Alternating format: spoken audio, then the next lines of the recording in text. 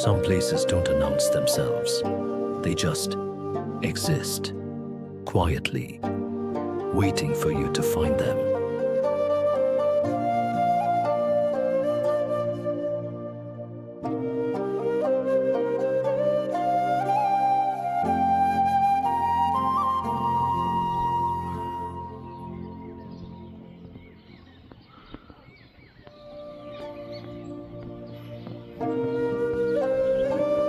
When a reservoir runs low, it reveals something the water has been hiding for years. Layers of earth, rock, and time. These aren't just cliffs. These are stories, written in stone over thousands of years, now visible because the rains were late, or because we asked too much of the mountains.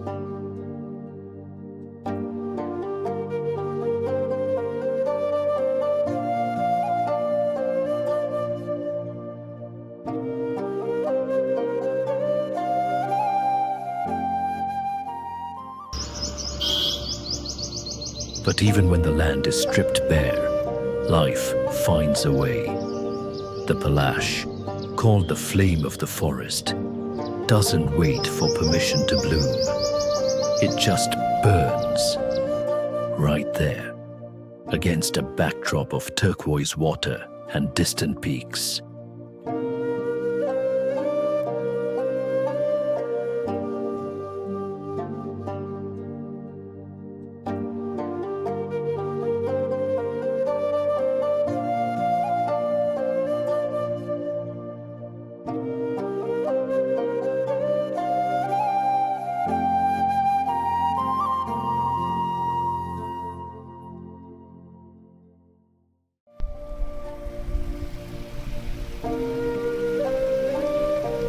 I walked down to the edge, where the water meets the sand.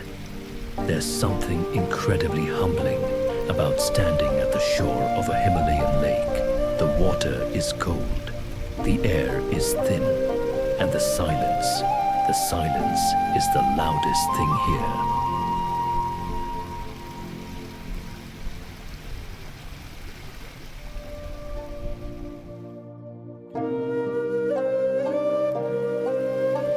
Though I did notice some plastic washed ashore, even in the most remote corners of these mountains, we leave our mark, something to think about.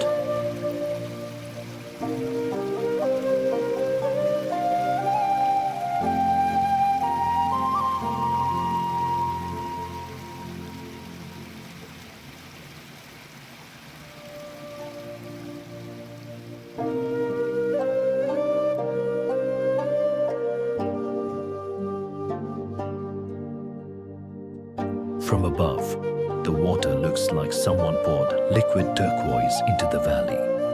The sandbanks stretch out like tiny beaches, unexpected, almost tropical, if you ignore the pine forests watching from above.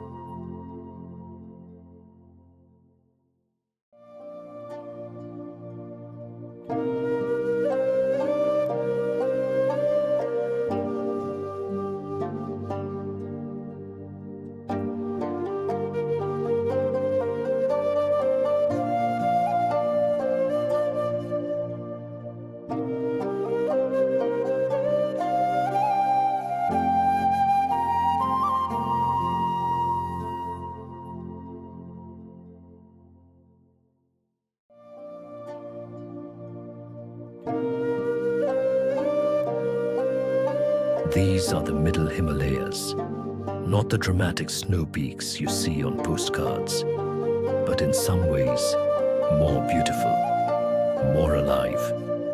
Terraced fields carved into hillsides by generations of hands. Villages barely visible through the haze. A quieter kind of grandeur.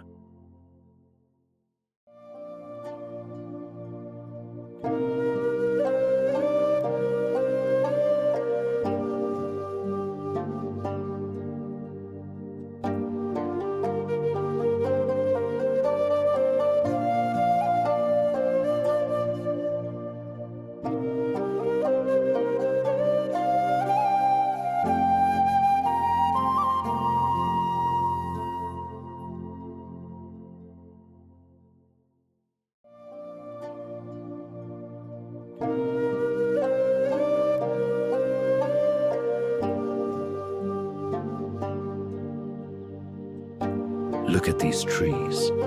Some are letting go, their leaves turning gold, amber, rust, surrendering to the season without resistance, without grief.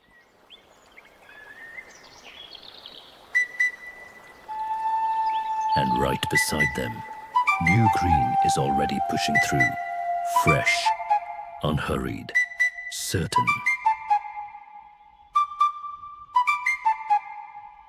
In the same forest, at the same moment, ending and beginning, side by side.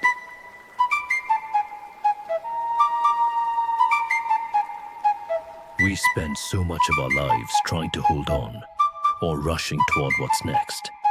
But these trees, they don't do that. They simply move with what is. Maybe that's the most Himalayan lesson of all. Not the peaks, not the rivers. Just this quiet forest telling you, let it be what it is.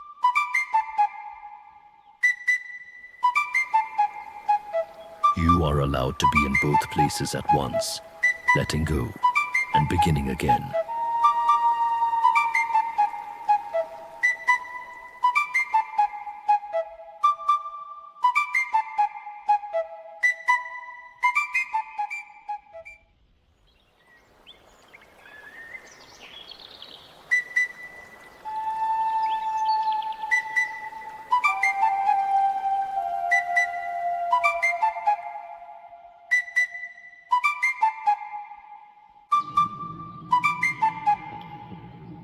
I don't know if this place has a name that matters.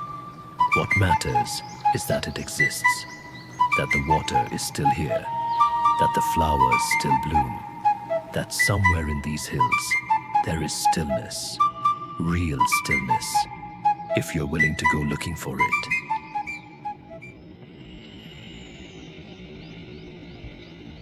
If this found something quiet in you, stay a little longer. Subscribe to Himalayan Stillness. I'll keep finding these places, so you don't have to look alone.